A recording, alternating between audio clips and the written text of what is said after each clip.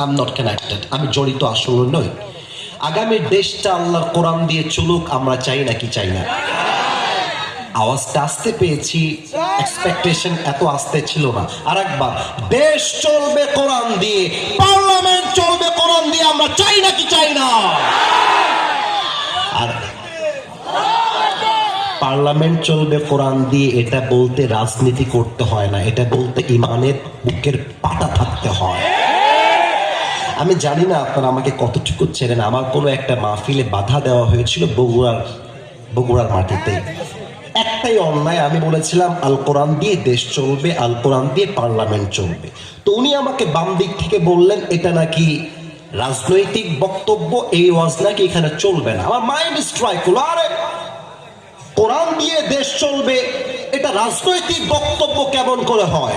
আরে কোরআন দিয়ে দেশ চলবে এটা 18 কোটি মুসলমানদের কলিজার তৈরি বগুড়া শিবগঞ্জের ভাইয়ারা আমার। আচ্ছা, কোরআন সাপোজ জাস্ট টু সে, বলার জন্য ধরে নিলাম